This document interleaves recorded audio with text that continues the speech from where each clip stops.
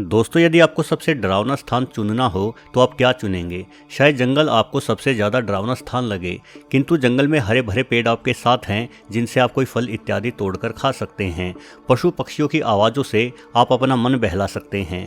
वस्तुतः इस ब्रह्मांड में सबसे डरावना स्थान वो है जहाँ केवल शून्य का राज है। दूर दूर तक कोई कण यहाँ दिखाई नहीं देता। मैं बात कर रहा हूँ इस काले घने अंधकार से भरे अंतरिक्ष की। अंतरिक्ष एक ऐसा महासागर है जिसके किनारे खोजना इंसानों के बूते से बाहर की बातें हैं।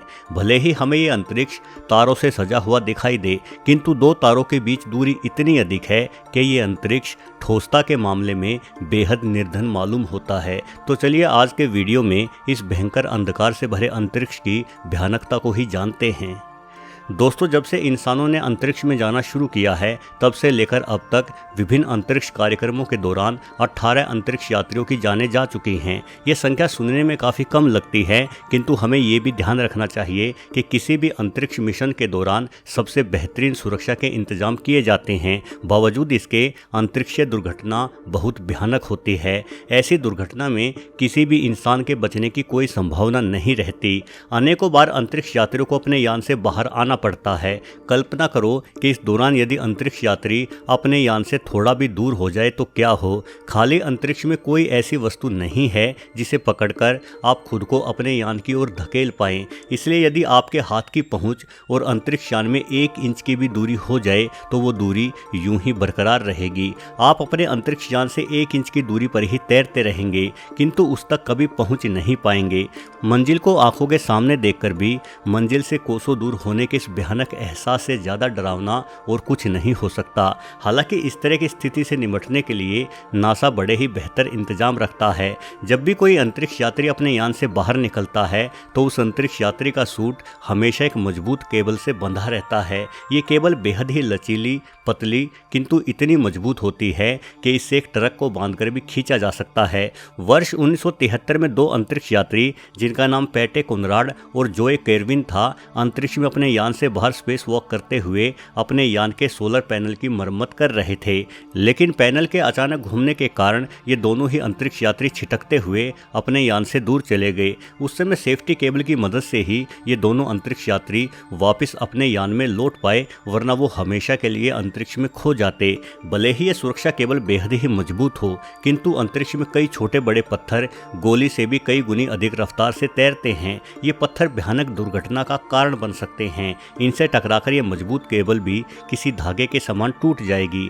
ऐसी स्थिति से निपटने के लिए नासा ने खास तौर से जेट पैक तैयार किए हैं, जिन्हें नासा पृथ्वी से भी नियंत्रित कर सकता है। इन जेट पैक में एक विशेष लिक्विड होता है जो प्रेशर के साथ गैस के रूप में बाहर आता है। इस प्रेशर के कारण अंतरिक्ष यात्री को एक धकेल मिलती है, जिससे वो अंतरिक्ष यात्री खुद को अपने यान की ओर खिसका सकता है। परंतु ऐसे जेट पैक में लिक्विड सीमित मात्रा में ही होता है, जिनसे अंतरिक्ष यात्री सीमित दूरी ही तय कर सकता है। किसी अंतरिक्ष यात्री के सूंड में अधिकतम 8 घंटे तक चल सकने लायक ऑक्सीजन होती है, किंतु अंतरिक्ष की विशालता को देखते हुए 8 घंटे एक क्षण के ही समान है। हालांकि अंतरिक्ष अन्वेषण के इतिहास में अभी तक ऐसा नहीं हुआ है कि कोई ऐसी आपातकालीन स्थिति आई हो जिसमें अपने यान तक पहुंच पाने के लिए अंतरिक्ष यात्री को जेट पैक का प्रयोग करना पड़ा हो। वास्तव में अंतरिक्ष यात्री अपनी सुरक्षा केबल से जुड़े रहकर ही आगे बढ़ते हैं। वैसे अंतरिक्ष यात्री सिर्फ इस सुरक्षा केबल से ही नहीं जुड़े रहते, बल्कि वो नासा के कमांड सेंटर में बैठे हजारों लोगों से भी जुड़े हुए होते हैं। धरती पर अपने कंप्यूटर के सामने बैठे वैज्ञानिक और इंजीनियर हर पल अंतरिक्ष यात्रियों की गतिविधियों एवं उनके उपकरणों से मिलने वाली खबरों पर नजर बनाए होते हैं। धरती पर बैठे वैज्ञानिक अंतरिक्ष यात्रियों की सांसों और हृदय की गति के साथ साथ शारीरिक तापमान जैसे घटनाओं पर भी पैनी निगाह रखते हैं, ताकि किसी भी प्रकार की गड़बड़ी होने से पहले ही अंतरिक्ष यात्रियों को सूचित किया जा सके।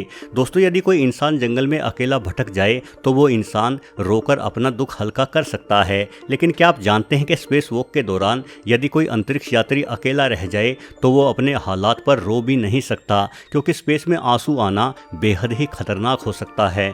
वर्ष 2001 में जब कैनेडियन अंतरिक्ष यात्री क्रिस हेडफील्ड स्पेस वॉक कर रहे थे तो अचानक उनकी आंख में किसी प्रकार का कोई कण चला गया, जिस वजह से उनकी बाईं आंख में आंसू आने लगे। किंतु चूंकि अंतरिक्ष में गुरुत्वाकर्षण बल नहीं है, इसलिए क्रिस की आंखों में आए आंसू नीचे नहीं गिर पाए, बल्कि वो आंसू उनकी आंखों में ही चिपक गए, जिस वजह से क्रिस को एक आंख से दिखाई देना बंद हो गया। इस मुश्किल स्थिति में पृथ्वी पर मौजूद कमांड सेंटर द्वारा क्रिस को अपने सूट से हवा निकालने का निर्देश दिया गया। ऐसा करने से हवा के साथ ही आंसू भी क्रिस के सूट से बाहर निकल गए और क्रिस ने दोबारा से अपना काम शुरू किया। ऐसी एक दूसरी घटना में जब एक इटालियन अंतरिक्ष यात्री स्पेस वॉक कर रहे थे तो अचानक ही उनके हेलमेट में पानी भरने लगा। ये पानी बहुत ज़्यादा नहीं था, किंतु अंतरिक्ष में कुछ बूंदें भी किसी इंसान को डुबोकर मारने के लिए काफ़ी है, क्योंकि जीरो ग्रेविटी में तैरता हुआ ये पानी सांस लेते समय नाक और मुंह के अंदर घुसने लगता है। सिर्फ नाक ही नहीं, बल्कि लूका नामक इस अंतरिक्ष यात्री के कान और आंखों में भी तैरता हुआ पानी घुस गया, जिस वजह से ना वो कुछ सुन पा रहे थे और ना ही देख पा रहे थे। यानी अब नीचे पृथ्वी से भी कोई निर्देश उन तक नहीं पहुंच रहा था। ऐसी भयानक परिस्थिति में लूका ने किसी तरह से अपने केबल को पकड़कर खुद को अंतरिक्ष यान में खींचा और अपना हेलमेट उतारकर अपनी जान बचाई। जब स्पेस सूट की जांच की गई तो पता चला कि लूका के स्पेस सूट का एक पंखा टूट गया था और इस पंखे के तापमान को नियंत्रित करने के लिए इसमें भरा हुआ पानी ही पंखा टूटने के कारण लूका के हेलमेट में आ गया था। यानी लूका का खुद का सुरक्षा सूट ही उन्हें मार देना चाह रहा था। बाद में इंजीनियरों ने इस घटना से सबक लेते हुए सूट में एक ऐसा बटन डिजाइन किया जिसे सिर्फ एक बार दबाने से ही अंतरिक्ष यात्री की सुरक्षा केबल खुद ही लिपटते हुए अंतरिक्ष यात्री को यान में पहुंचा देगी। और यदि अंतरिक्ष यात्री सुरक्षा बटन को नहीं दबा पाता तो किसी दुर्घटना की स्थिति में इस ऑटोमेटिक सिस्टम को पृथ्वी से भी शुरू किया जा सकता है। दोस्तों, एक जंगल में भटकते हुए आपको भावी खतरों का आभास रहता है। आपको पता होता है कि आपका सामना किसी शेर या लकड़भग्गे से हो सकता है, किंतु अंतरिक्ष में मौजूद खतरों का पूर्वानुमान नहीं लगाया जा सकता। इसलिए किसी भी मुश्किल स्थिति से बचने के लिए नासा में सबसे बेहतरीन पायलट का चुनाव अंतरिक्ष यात्री के तौर पर किया जाता है। नासा एयरफोर्स के उन सर्वश्रेष्ठ पायलटों को चुनता है जो सभी तरह की परिस्थितियों में शांति से निर्णय ले सके। फिर इन अंतरिक्ष यात्रियों को कड़े अभ्यास से भी गुजरना होता है। जैसे कई बार उन्हें जंगल के बीचों बीच बिना किसी निर्देश के छोड़ दिया जाता है ताकि वो जंगल को पार कर अपनी सूझ समझ का परिचय दे सकें। कभी कभी अभ्यास कर रहे पायलट को धरती के सबसे ठंडे स्थानों पर अकेला छोड़कर ये भी देखा जाता है कि ठंडी, सुनसान और मुश्किल हालातों में उस पायलट के दिमाग पर क्या प्रभाव पड़ता है। नासा ने अपनी ह्यूस्टन की एक लैब में 40 फीट गहरा एक पुल बना रखा है जहां अंतरिक्ष यात्रियों के लिए अंतरिक्ष जैसा ही माहौल तैयार किया जाता है। यहाँ इन अंतरिक्ष यात्रियों को तैरते हुए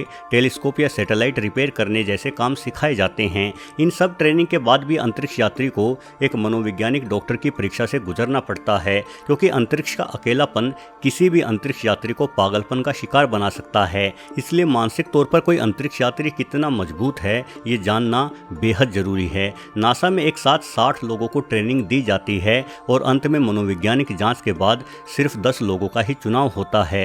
यानी अंतरिक्ष यात्री बनना वाकई में बड़ा मुश्किल काम है, क्योंकि यहाँ फिल्मों जैसे झूठे अभिनय वाली हीरोगिरी से काम नहीं बनने वाला, बल्कि अंतरिक्ष की मुश्किल परिस्थितियों में केवल वास्तविक सुपर हीरो ही काम कर सकते हैं। वीडियो देखने के लिए आपका बहुत बहुत धन्यवाद।